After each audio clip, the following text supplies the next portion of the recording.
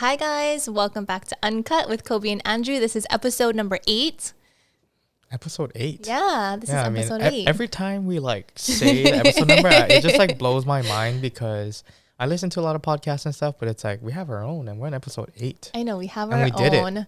I know, we're doing it. Yeah, we're doing it for sure. And it's been so crazy. Like we're learning a lot. Yeah, what has been like fulfilling for you, so far? 8 it's episodes fun. It is fun. And because it's a long, honestly, like to be honest, it's a long day because I like fly in, I like drive from Waimea, fly out of Kona, and so it's normally like a 4:30 wake up call, and then your drive is like the same time as your flight. yeah. So then I'm like usually like doing research and all that, and I like get here and then we prep at the studio but we have these conversations with our guests and it's just worth it. It's so worth it every single time because it's like we get to really talk about things, not just like surface level, but like their whole journey of becoming whoever, breaking down their journey. Yeah. Hearing their stories and being able to share with you guys. I'm always inspired, and I hope that people who are watching, you guys are inspired too, or at least entertained. Yeah. Thank you for following us. Thank you for subscribing. It's so like I mentioned this in a bunch of episodes, but it's so cool to like, when people reach out that are not our friends. Yeah. Like, whoa, you're doing a podcast, so cool. Like I listened to this episode and I heard that and I was like, I'm glad you feel that way because I feel the same way when I'm like sitting here listening to these guests. And I'm just like, whoa, like I didn't even know that about you, like. Yeah. Right now, I mean, season 1, we're like currently hitting up all of our friends and, friends of friends, and even learning things about them because exactly. Today's guest is Tumua, local comedian Tumua, and you've known him for a while because you guys went to UH together. Well, I met him through Evan, who went to Punahou, but Evan and I are 2011 and he's 2014. I know, he's a baby. Yeah, it's so crazy. I didn't realize that he was so young. He's only 26 years old and already like blowing past barriers, like getting to places where comedians who have been doing this for years have like never been. So like last year, his tour was all about like bringing back local comedy. Yeah. And like growing up, you had like Frank DeLima, Augie T, all these comedians that like were big and legends. But now with social media and everything, like he's really bringing local comedy back. He's going on tours on the mainland now and selling out shows. So it's so cool to like bring Tumua in, and it's hard to get a ticket to one of his shows. It sells out so fast. And you see his character on social media. Yeah. I think that's where he got his rise, honestly, because like that's where I found him was during COVID. And then that he says it's like the first time that he started doing those little like bits on, on social media because he was super anti before. But like, I swear that got a lot of people through like a really hard time. Yeah. And like in this episode, Tumua talks about how a lot of people think he started in social media and became a stand-up comic, but actually it's the other way around. He took a course in college, which we'll talk about in the episode. Yeah. And started as a stand-up comic, started posting social media, and now he's like, bringing people back to his shows and all that. So yeah, he's a legit comedian. He's not just like a funny guy. Yeah. He knows all the like techniques and the, all the technical parts of comedy, which I really like respect actually. Clean comedy For everyone to like enjoy. So hope you enjoy this episode.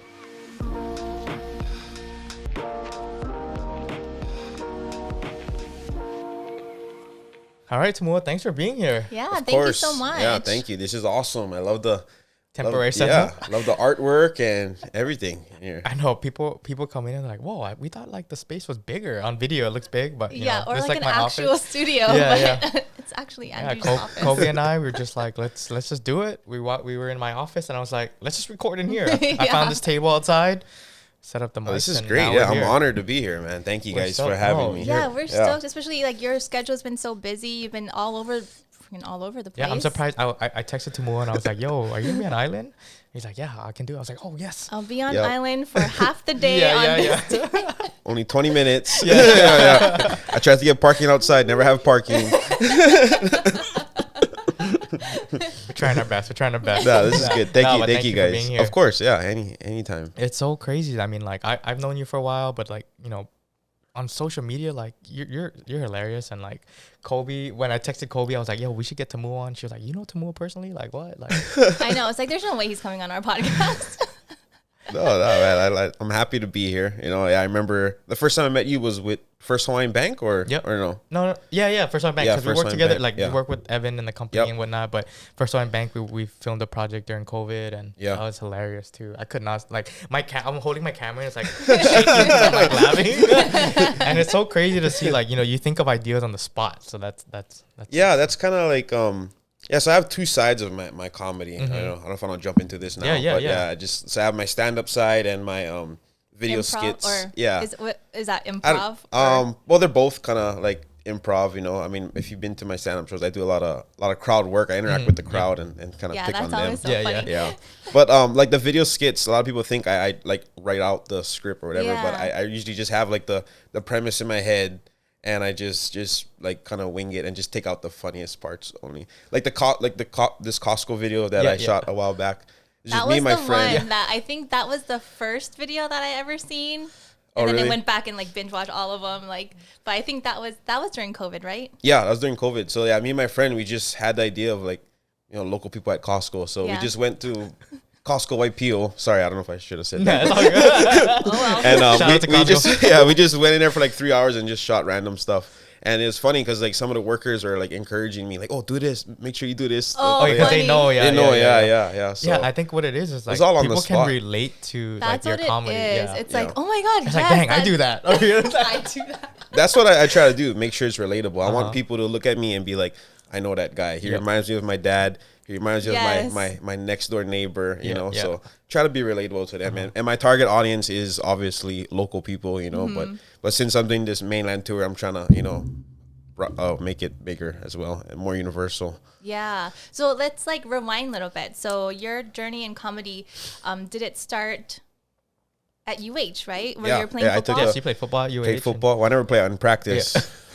I was like fifth string. The only time I got in is when we was winning by 45 points. But that never happened for 45 years. Yeah, it never happened. So I was waiting all day.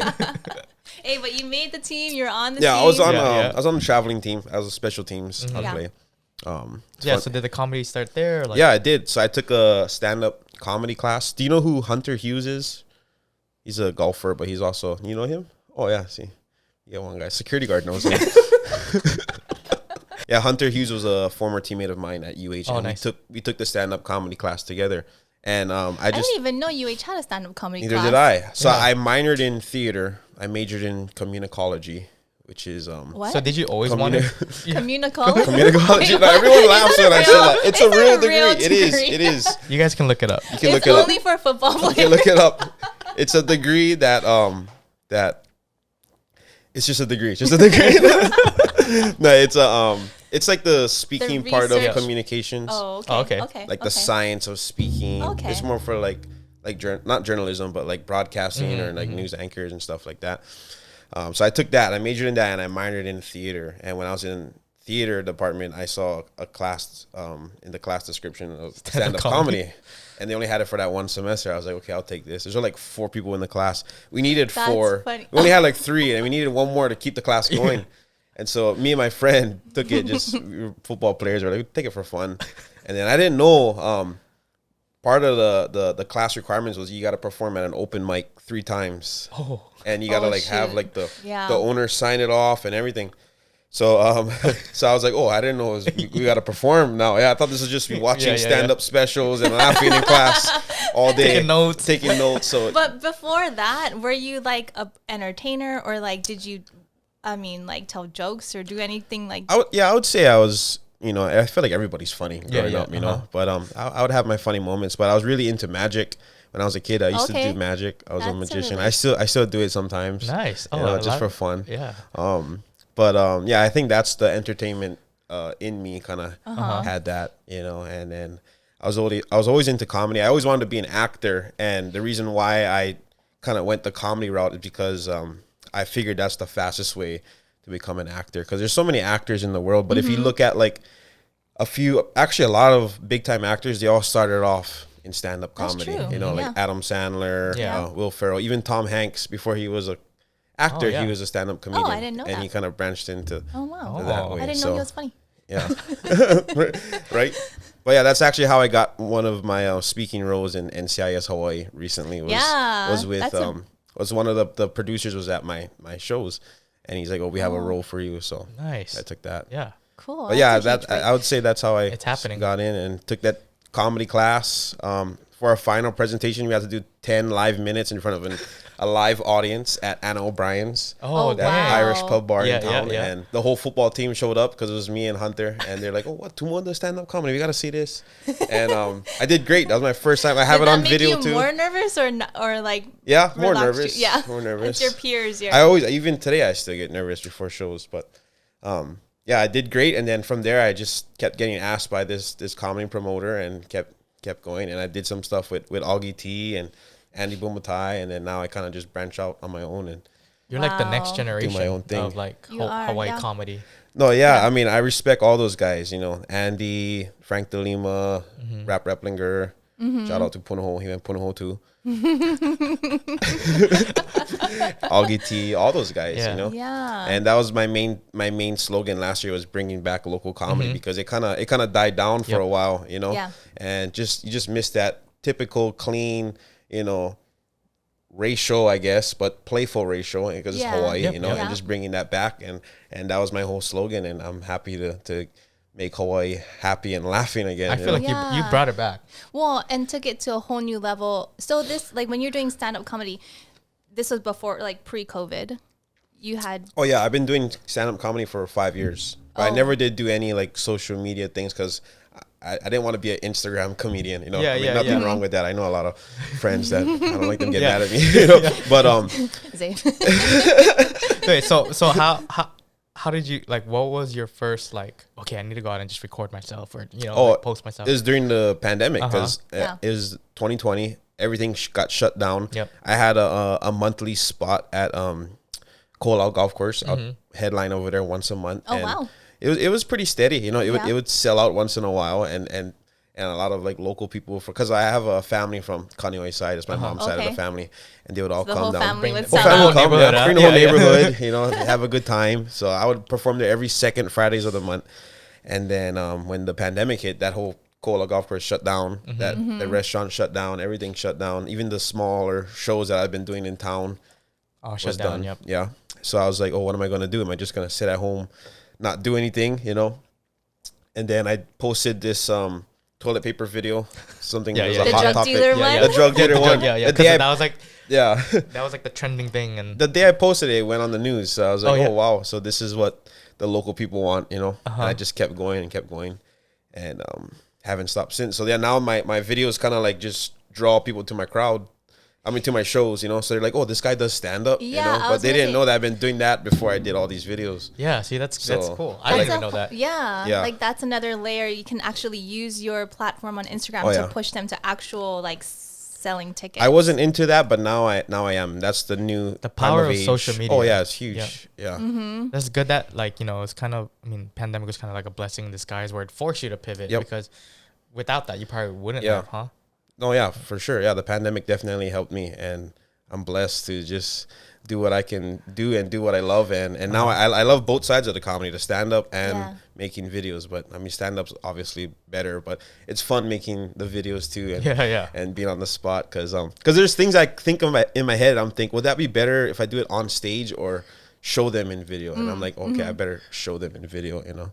And like with all of your following and stuff, like so many more people you can like connect to so many more people through Instagram than that's how I've been doing this mainland tour thing, because there's so much Hawaii and Polynesians up in the mainland, and they're eager for, you know, local comedy and local entertainment, and whenever they see like a local boy, you know, coming from Hawaii, they want to support. That's the one thing I love about Hawaii, man. They're supportive in anything, sports, you know, entertainment, musicians, even like all the UFC fighters and all that. They're all supportive. So from Hawaii, they got it's the support. a great fan base to have. You know? So how has that been? You know, starting from, you know, the local shows, and then your comedy tour that you had last year, and then now you're doing like mainland tours. You know, how's that been? It's great. I mean, where have you been so far too, and like how's it been? So far, I've been Irvine, San Diego, Utah, and Seattle or Renton. Renton, Washington. And so all those local people coming out of the woodworks. For real, yeah. Like Utah, when I was in Utah this past week, felt like I was in like all these soys and bruh. It's crazy. I never expected that much people to be in Utah. You know, even Irvine, they packed the house too. I mean, there's so many, and we got another great cities coming up too. We got Vegas, San Jose. Oh, you got Vegas Portland, coming up. That's gonna be huge. Arizona, you know, San Fran, all these spots. I kind of chose just the hot spots of Hawaii, and then hopefully next year I'll maybe move out to like the Midwest or something, just fill it out, you know. I've been getting a lot of requests in Texas though. I never. There's a lot of local people that moved to Texas. I didn't know that. Actually. I didn't know that, but I guess it's cheap up there, and people are moving there. You know? Oh, that's gonna be a good show too. Yeah. Oh, that's exciting. So, okay, so I think a lot of people like, or for me anyway, I cannot even imagine. So you sell out, like tickets go on sale. You sold out like Blue Note so many times, sell out Blazed Out. And so it's like you on a stage with like, I don't know, thousands of people. Like, how do you even do that? Like, how do you even like prepare for that? Yeah. Because you still get nervous. I still get nervous, but when you do it after a while, it's kind of just like another show. Like the Blazed Out show, it was 2,100 people each show. And that was the biggest crowd I performed in front of, and it honestly felt like another show at the Blue Note, like 300 people for some reason. I don't know why, but it just felt like that, you know. But I really was nervous before, but once I say that like first joke and I hear that first laugh, then it kind of just just like goes kicks away. in. Because it's not like if you're like an entertainer, like a music, like in a band or something, you have like people on the stage with you, kind of like having your back. It's just you. Yeah. Oh my, that like makes me nervous just thinking about that. Yeah, but it's great. I mean, Andy Bumatai told me like there's, you know, different genres like drama, comedy, and, you know, horror and stuff. But so comedy is the most challenging one to pull off. And in comedy, there's different types of comedy. There's stand-up comedy, improv, sketch comedy, you know. And out of all those types of comedy, stand-up is the hardest one to do. And he said if you can master stand-up, then you can everything else will fall into place. So that's just words from Andy Bumatai. So that always stuck to me. And that's also the reason why I stay clean too, just because they told me like if you want to make it big in Hawaii, you got to be a clean comic, because Hawaii is, you know, it's a family state. Yeah. So I mean, if you've been to my shows, you're gonna see. You look around, there's kids in the crowd. Yeah. There's even grandmas in the crowd. You know, so I want everyone to come out and just have a awesome time. They can bring their whole family, and I want them to not feel uncomfortable. You know, at some topics I talk, but you know. I love that. But it's not like a super clean show. You know, like I kind of bend the line a little bit too, go on the line. Of course. But I want them to come to my show, then afterwards think like, oh yeah, he didn't even curse, you know, I didn't even realize that he didn't even talk about this, blah blah blah, you know. So that's what I want to pull off, and so far you're hitting like doing a wider good. demographic and family friendly. And you're right, Hawaii's all about that. Yeah. Have you ever had a moment on stage where you just like blanked? Oh yeah, many times. Really? Yeah.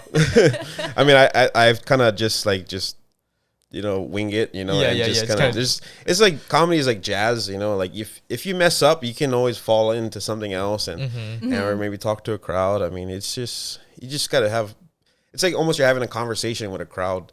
That's why I don't do Zoom comedy. Like when they had that pandemic. That seems like it would be really hard. It's really tough. Like, you don't have instant feedback. Yep. Like you can't read the audience and all that. You're just doing staring straight at jokes. you. I did like yourself.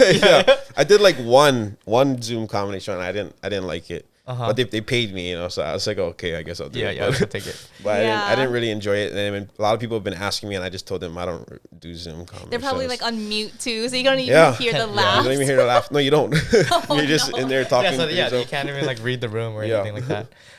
How, I mean, you didn't know you wanted to be a comedian like when you were younger. I wanted to be a football player, but I never grow. You know, my dad is 6'5". You know, my dad played in the NFL. My uncle played in the NFL too. Yeah. I have some cousins that played, and it's a big football family. And they're all giants, and me, I'm still waiting for my growth spurt. Hopefully next week, Thursday, it should kick in. I mean, I don't know. We'll check in on you. We'll check in. Yeah. I got to go with that stretcher thing that flips you upside down. I do that twice a day. Still hoping. Yep. I got to get on that. Well, I mean, you majored in what? What was Communicology. it? Look it up. It's a real Kobe degree. doesn't believe you. But if you look it up, it's gonna come up red. There's gonna be a red, like it's spelt wrong. It's only a degree in Hawaii. Oh. No way. I swear to God, yeah. Well, I majored in broadcast journalism. Is what this is like similar to that, right? In what school? UH. Oh, they had that over there. Journalism. There's journalism, and there's like 3 different paths that you could take, like print, something else, maybe PR, and broadcast. And that's what I took. I should have took that then. I don't know. I just took it because it was easy. They just made it fancy for you. That Yeah, communicology. Yeah. I told my mom I was majoring in communicology. She's like, "Well, you can be an oncologist. You can be a cancer doctor." Something like that. Something like that. So you could totally like one day, if you wanted to, like be a broadcast TV. I don't know. Like Yeah, I mean, I thought about it, Sports but I'd master. rather just keep doing what I'm doing right now. Yeah. it's working. Yeah. What does that feel like to like hear that your show sells out in minutes, seconds? Oh, it's a great feeling, I mean, and it never happened before I started putting up all these social media videos. Like when I first experienced like shows selling out was right after I started posting constant videos on Instagram, and like Facebook and TikTok. And then when we finally got the green light to do like live shows, that's when I did my Blue Note show. I was only gonna do 2 Blue Note shows, and then I put it on sale and it sold out. And then I was like, okay, what do we do now? I was like, okay, we add another shows, one. So add another 2 shows, sold out, add another. Ended up doing 18 in a row. Wow. at the Blue Note. Wow. How many people does that hold? So it normally holds like 330, but back then it was 75% capacity, so they capped it at 200. Yeah. Times 18 shows. Yeah. Wild. So then we're like, we could have just done like one Blaisdell. Yeah. But Blaisdell was closed right now, and we were waiting, and then we finally got the green light for the Blaisdell, and I put that on sale, and that one sold out in like an hour or so, and that's crazy. And that's how I got like Joe Coy's attention too. So he saw that, and he's been kind of like messaging me and stuff, and gives me some advice. And all that. That's crazy. Cool. The comedy world is so huge, but it's so closely connected. Like I've met so many, big time comedians. And you opened for Jim Gaffigan. Yeah, that was fun. Yeah. Yeah, he was like probably one of the first stand up that I actually watched the show like on DVD or something. But like, did you go to the show in Hawaii? No, I didn't. Oh, I didn't go, but I watched his show like DVD. Like his DVD. What year you grad? We don't talk about that. We don't. This is probably when you guys were like elementary school. DVD or honestly. cassette? VHS. Yeah. I saw his first VHS special. Before the Netflix special. Yeah, for Netflix special. Yeah, that's cool. How did you get that? The Jim Gaffigan one? So it was a last minute ad. Like someone else was opening for him, and he got sick, and then so they called my manager because he works clean too, so they didn't know who else is clean. And then so I just was like, yeah, it worked out. Yeah, I'll do it. Dang, that's so crazy. So do you have like a team? Like, tell us about your team. Just and, like, me and my manager. Oh, pretty nice. much. We don't have any. Still? Yeah. Oh. I mean, once in a while. I mean, I have like some camera guys that come help me out. Or, especially when I'm traveling, I just find people up there. Oh, you got Kyoki though. I got Kyoki too. Yeah, he's working hard. He's like behind camera somewhere. Yeah. If you were a fan, you would know what he's talking about. But no, I'm kidding. Kyoki is one of my characters I have in my videos. I like that it's so relatable. Like that, like I remember like the McKinley car wash one. I was like, bro, I texted him. I was like, yo, that's so good because it's so on point. Yeah. Like all of them. The TSA one. Oh my. The TSA one. The even it was like a Jiffy Lube or like the car one. I was like, oh, they do make that sound. They ask you what's wrong with your car. Yeah. Like, is there a favorite one? Oh shoot, I don't know. They're all my favorite. Probably the TSA is a good one. TSA that one was good recently. One. That's what I'm thinking of.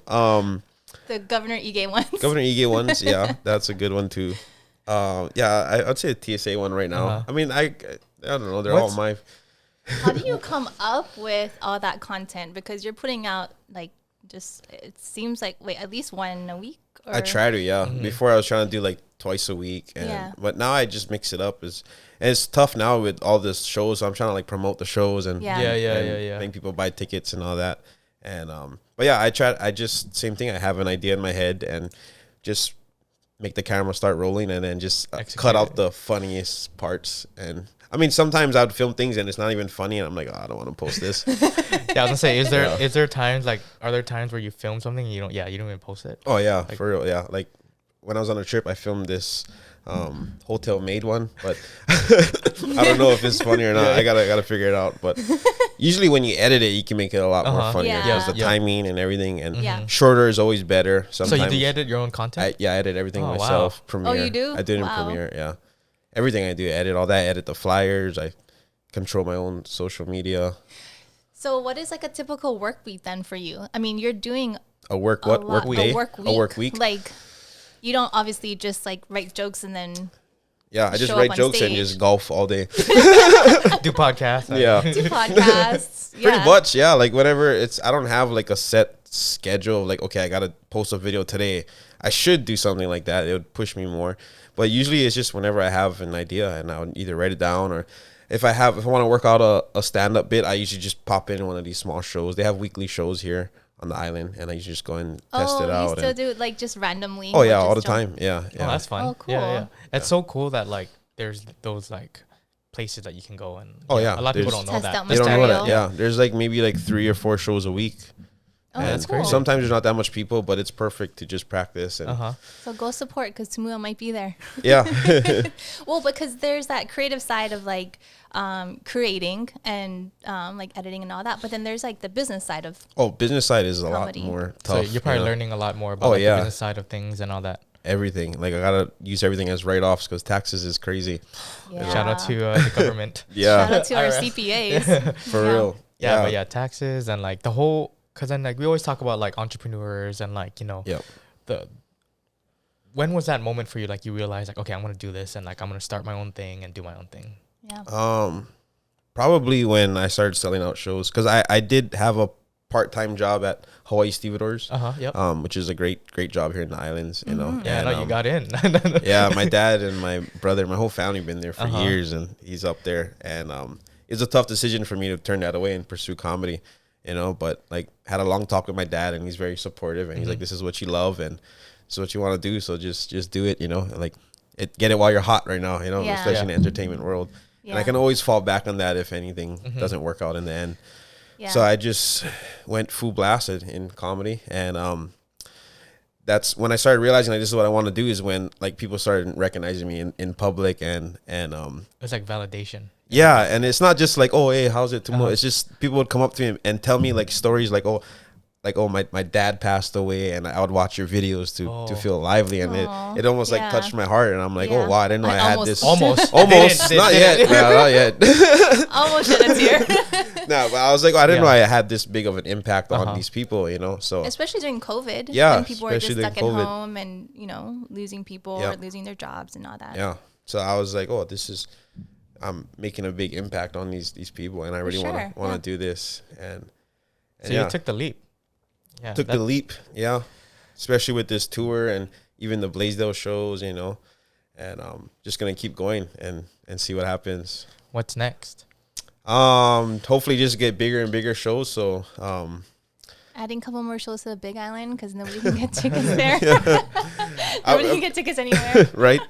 Yeah, I don't really look too far in the future. Eventually I would like to do like a Netflix special or something. So or any type of special, like I filmed some stuff myself, but I want like a full on like one of them like Netflix or HBO to film it, and we've been talking with them a little bit, so we'll see what's gonna exciting. happen. Oh, nice. Exciting.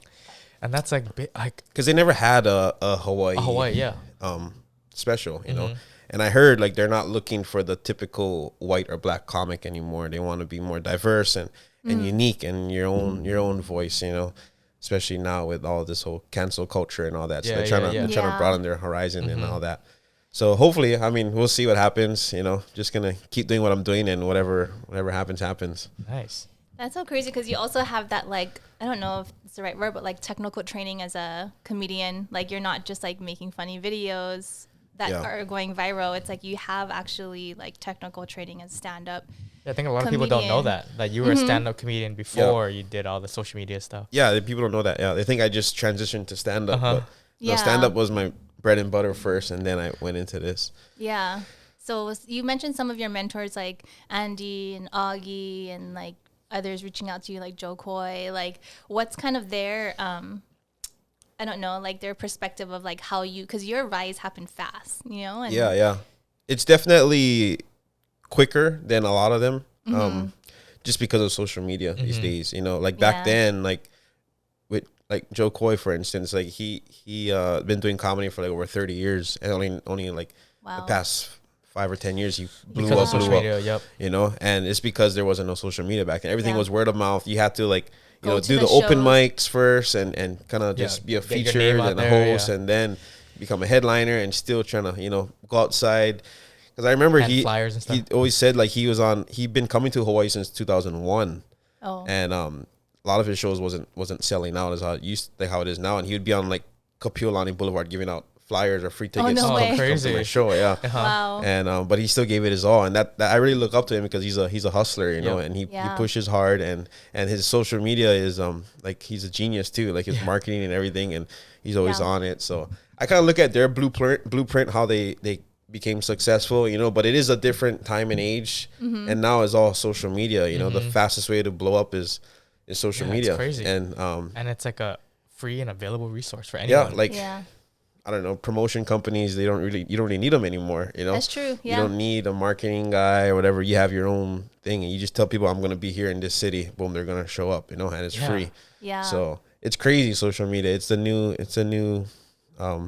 publicity. It's a new marketing.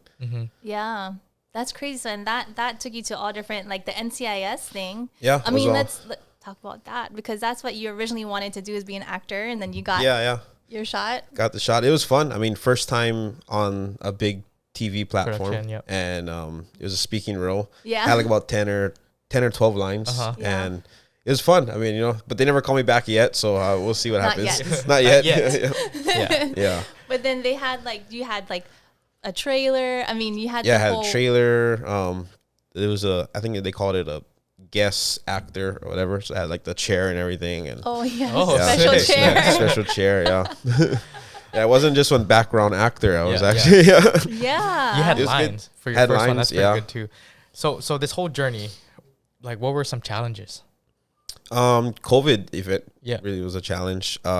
Just because I think when I first did my first run of the Blue Note shows, they ended up getting postponed because of COVID. They're like, okay, we're open. Actually, no, we're not open. So that one I was like, I don't want to upset these fans, even like just some people are just dumb. I mean, they think I'm, I don't know, with the government or whatever, just because I'm like, because they'd be like, why is Tumua doing all these shows and I cannot have one graduation party? There's a point like that. Like people they're getting mad. Yeah, like I'm like, I have no control over this, or they're like, why are you only doing shows for the vaccinated people? Like, it's not my rules, So I mean, I had a lot of those people would reach out to me and say those things, but I just don't respond, and because I can't control it, I can't get mad over the things. But it was frustrating. Like, I wish it was just, everything was just 100% open, which now it is, pretty much. So I'm thankful for that. And even it was perfect timing, because my Blaisdell shows was the first show because Joe Coy's show was 2 weeks before mine, like the first big live show. It was in Hawaii. It was his show, but they didn't allow alcohol or anything in the show. Only water, and like masks weren't all the time. And then my show came, and they dropped that, so it was the first show to bring alcohol and everything. Nice. So everyone was lively. So I mean, it was perfect timing. And then I think like right after that, they cut the capacity down to like 50%. Yeah. So it was like right on time. Journey. It was just like, that was just like, down. Okay, never mind. And then it's like, you can do this, and then you can't do that. Yeah. Well, you got in when the window was open. Yep. So hopefully it stays open now. And so far we're doing good, I guess. Yeah. But that was one of the challenges.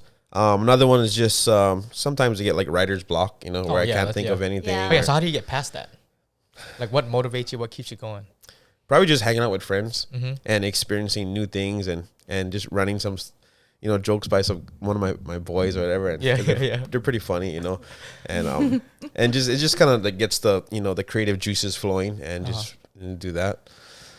Yeah, I mean, we get not writer's block, but like I feel like creative all creatives have that, where you just need to be like constantly put yourself in positions. Techniques. They have like books about it that you can do. Oh, like just kind of like prompts and stuff. Yeah.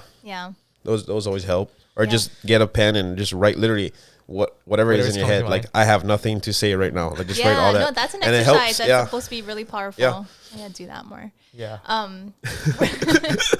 Just right now. Yeah. what are like now looking at your life now, and just especially because like that rise happened so quickly, would you have ever imagined that you would be in this position right now, like while you're, studying to be a stand-up comedian?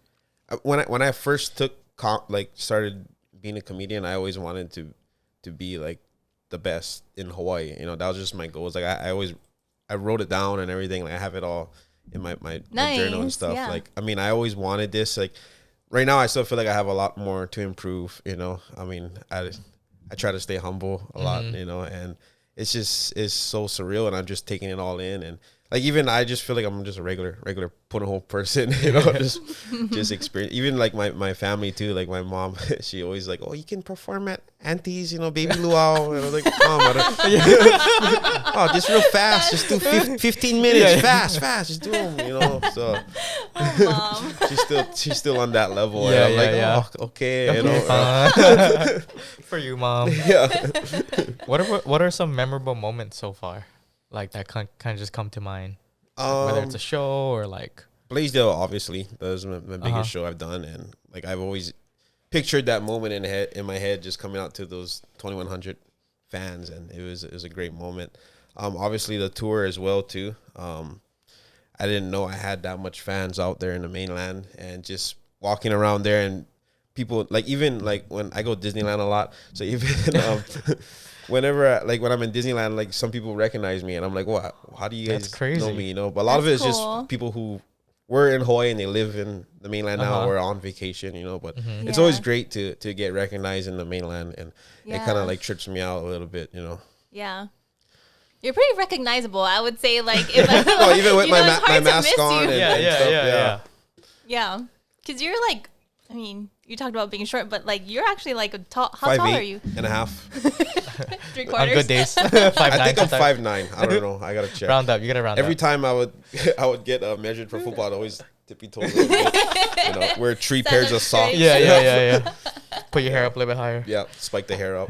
That's cute though, that you still like, when people recognize you, that you still have those feelings. Of I always give back to the fans, and whenever people want to talk to me, I always talk to them, or they want to ask for a picture. Like even at shows, I try to take pictures with everybody. All 2,100 people. Awesome. Except for that one, that was a lot. Stand in line. But these other shows, like even like the stage managers, they try to kick us out. I'm like, oh, just let them. A couple more. Yeah. What's like one thing for people who are or like kids who are like looking up to you as like a role model of like, maybe not just like specifically comedy, but like just going after your dreams? Like you wrote down in your notebook that you wanted to be this. Anything's possible, don't let anyone say like you can't do this. And a good thing too to know is that like if you have a dream and the door shuts, there's always another option. Like, because that happened to me. I wanted to be an NFL football player. I looked up to a lot of these guys, and even coming from Punahou with like Manti Te'o and all that, he had that whole blueprint way to go up there. So everyone wanted to be like him, want to be like my dad, my uncle, but I just never grow. So when that one door shuts, like God has another door available for you, and just it'll come. Like your gift will find you, I feel like. Yeah. So take that step. Yep. Yeah. Don't be give up. Afraid. Yeah, don't give up. Don't be afraid. Especially like you guys doing this podcast, this so is far huge it's for so us. good. Yeah, It's great. We're stoked to have definitely you. out of our comfort zone, but just like conversations like this, it's like, man, if we never even did it, then we wouldn't have had this conversation. And it's like, we want to be able to share like your story, out to like everyone, and our just 300 followers so far. Our 300 followers. Nah, but like like it's just like we always had like these conversations with each other, and we're just like, wow, we know so many great people in the industry, and like no one really tells their story, or if it is like, you're like, no one would ever known like you did stand. I mean, like I didn't even know, and it's like to be able to share this story and share your advice and your journey, and like just to prove like, hey, anyone can do it, and like don't be afraid. So don't be afraid. Take the leap. Yeah, we like this platform because like we're filmmakers, and so we are typically like looking for the sound bite. It's just like just that sound bite, and then that's all you. Because it's like whatever, we're making like a minute film or whatever, we can't put the whole thing in. Yeah. But then this platform reels, allows us. 1 minute reels. Time limited. It's hard. Like even when I edit videos, I have so much content and I gotta like cut cut it all away. Like the TSA one, I tried to put it in 1 minute, but I was It's like, I hard. have Yeah, to have yeah. it. So I made it a little longer one. But even though the reels get pushed out more with the Yeah. algorithm now, you know. Yeah. That algorithm. Yeah. It's so crazy. Social media. Yeah. Social I know. media. You guys know a lot about algorithms or no? No, I can't Oh. help you with that. We can create the content. We can create the content for you. Yeah, it's Yeah. crazy. Yeah. But I think the biggest thing is just consistency. Consistency. In anything though, in like social media and life and everything, you know, Yeah. consistency is a huge. Everything. Yeah. And you got to believe it, you know. Mm-hmm. Well, hit us up when you're ready for the Netflix special. That's awesome. That's what I feel like some people are creating their own content and like selling it to, you know, like Hulu and stuff like that. That's what Joe Coy did, his first one. He filmed it himself, paid for it all, and then sold it to whoever wanted to pick it up. Yeah. What's the greatest advice you've received so far? Greatest advice. Probably it's okay to say no. Ooh, Yeah. That's a good one. that That's is. a good one. Because, you know, I'm a nice guy. You Yeah. know, I'm always hard like, to oh, say yeah, I can no. do this. Yeah. Yeah, I can do that. But it's okay to say no. And To the that baby saying luau. no, saying no can also, like, give you more power to something and Lead to it'll other lead things. to other things. Yeah. You know, you don't have to please everyone, you know, especially, like, if, you know, if wherever you're in my position, you know, I feel like I got to do all these things. Like, I get a lot of requests of MC parties, and grad parties, Yeah. you know. Yeah. So it's okay to say no. You know, that's what I feel like is a good. You don't have to be super. I mean, you can still be nice and say no. You know. Yep, Yeah. yep. That's Yeah. huge. That is huge. Yeah. And it's like saying no means like the availability to like say yes to something else Yep. that's more aligned with what you want to do, or even just taking care of yourself, Yeah. or like spending, you know, having downtime. Yep. Because Thank you for saying do that. yes. Yeah. Thank you for saying yes. All right. Well, thank you again for being here. Of It was course, such yeah. an Thank you for honor. sharing your story. Yeah.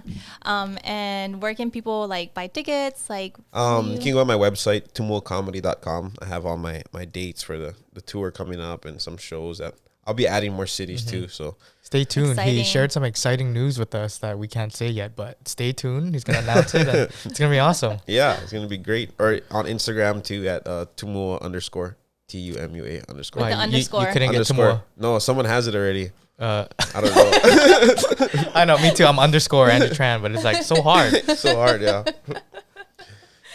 Yeah, it's weird. I don't know. There's That another account is Tumua out there just that- getting followed just Yeah. for having the name. no, that account is like private and like I feel like it's just a dead account. Like, Yeah, it it's doesn't- so hard. Instagram, come on, please help us get our account. Yeah. But it's all right. I'm happy with that. Yeah, Tumua Well, underscore. thousands of people found you, so Yeah, Thank you again. of course. thank you. Cool. Good luck on your tour. Yeah. Thank you guys.